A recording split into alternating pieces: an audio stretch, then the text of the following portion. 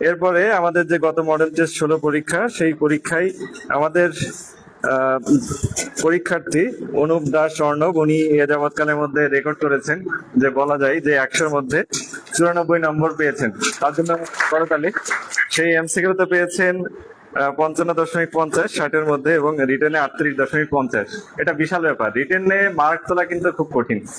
সে কিন্তু প্রতিটা বিষয় খুব সুন্দর করে দিয়েছে। তাকে প্রথম পুরস্কার গ্রহণের জন্য আমন্ত্রণ জানাচ্ছি। ওকে, আপনি মোটামুটি পড়াশোনার ক্ষেত্রে সিনিয়র। জুনিয়র যারা আছে তারা, আপনি বরাবরই বলে থাকেন যে মানে ধারাবাহিকতা, কিন্তু এর বাইরে আর কিভাবে রিটেনে, বিশেষ করে বেশিরভাগই মানুষ কিন্তু রিটেন ভয় পায়, রিটেনটা কিভাবে ইমপ্রুভ করতে পারে? আসলে ইমপ্রুভ করার বিষয়ে আমি, আমার থেকে সিনিয়র অনেকে আছেন, তারা অবশ্যই ভালো জানেন। তার চেয়ে বড় বিষয় হচ্ছে কি, নিজের দুর্বলতাকে খুঁজে বের করা, বেসিক জিনিসটা। আমি ম্যাথমেটিক্সের স্টুডেন্ট, কিন্তু আমি ছোটবেলা থেকে আমার ইংলিশের প্রতি প্যাশন ছিল। ইংলিশ নিয়ে পড়ার চেষ্টা করতাম, ইংলিশের বেসিক জিনিসগুলো ভালো, এই জন্য মনে করেন যে ইংলিশ আর কি চেষ্টা করি সর্বোচ্চ কভার করার। আর যেহেতু ম্যাথমেটিক্সে পড়ার কারণে ম্যাথটাও কভার হয়ে গেছে। আর সাধারণ জ্ঞান আমার পড়তে ভালো লাগে না, চেষ্টা করি ততটুকু। এই আপনারা সবাই রিটেনের ক্ষেত্রে ম্যাথমেটিক্স আর ইংলিশে দৌড় দেবেন বেশি, এগুলো একটু ভুল হয় বেশি। আর জেনারেল নলেজ এটা তো পারাই যায়, পড়লে মানে যে এটা দিয়ে যত পড়বেন তত উন্নতি করবেন। ভাই আগেই বলছে যে ম্যাথের উপরে গুরুত্বটা বেশি দিবেন। দেখা গেল আমি অনেকগুলো পরীক্ষা দিয়েছি, এখানে আমার অভিজ্ঞতা থেকে আমি বলি।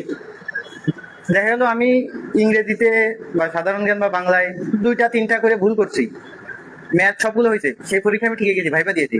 কিন্তু আমি অন্যদিকে দেখা গেল ম্যাথ প্রায় 20-এর ভিতরে 19 পেয়েছি, সরি বাংলা 20-এর ভিতরে 19 পেয়েছি, ইংরেজি 20-এর ভিতরে 19 পেয়েছি, আর সাধারণ জ্ঞান মনে করেন বেশি পেয়েছি 17-18, এরকম আমি অনেক পেয়েছি আর কি। কিন্তু ম্যাথে দেখা গেল একটা ম্যাথ, আমি বলছি জাস্ট একটা ম্যাথ, আমি সেই পরীক্ষা টিকে নাই। এটা একটা বিষয়।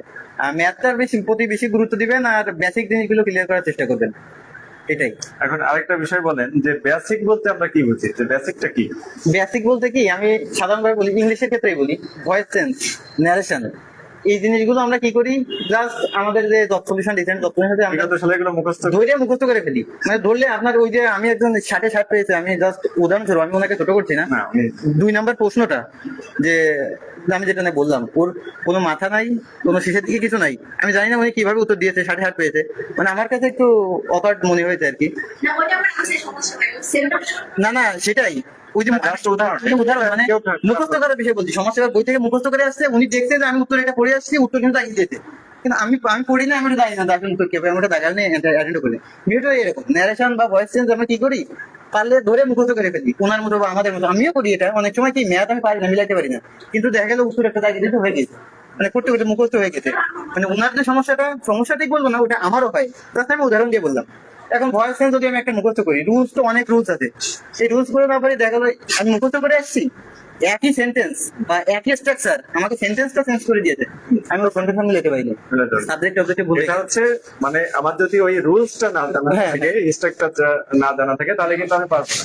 এই জন্য আরেকটা বিষয় আপনার সাথে অ্যাড করি, যে আগামী পরীক্ষাগুলোতে কিন্তু এই যে বিগত সালের প্রশ্ন না, স্ট্রাকচার এক থাকবে, সেন্টেন্স বা শব্দগুলো কিন্তু এলোমেলো হবে, এটা দেখবেন। এই এলোমেলো হলে তখন কিন্তু আপনার যদি বেসিক্সটা মানে মূল জিনিসটা না জানা থাকে, তখন আপনি ধরা খাবেন। এই জন্য হ্যাঁ, আর এখানে আমি আরেকটা জিনিস অ্যাড করি, মানে যেটা আমি ব্যক্তিগতভাবে ফলো করি, এটা হয়তো কারোর কাছে কার্যকর হতে পারে বা নাও হতে পারে। এটা হচ্ছে মনে করেন যে ন্যারেশন বা ভয়েস চেঞ্জ, এই ক্ষেত্রে আমরা তো সাধারণত মনে করি রুলস, যদি আপনি দেখেন বইয়ে প্রচুর পরিমাণে রুলস, আমি জানি না এটা মানে কতজন কাভার করতে, আমি নিজেও পারি না। কিন্তু আপনি যদি মানে উদাহরণ দেখে স্ট্রাকচার দেখে রুলসে ফেলার চেষ্টা করেন, যে স্ট্রাকচারটা এই রুলসে, যে উদাহরণটা দিয়ে আছে সেটা আপনি রুলস ফলো করবেন। মনে করেন কি একটা ভয়েস চেঞ্জ, হি স্যাট বিসাইড মি, তাই তো এরকম।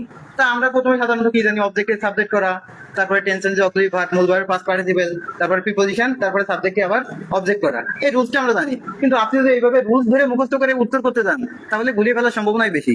আমি মনে করি উল্টো দিক থেকে করাটাই বেটার।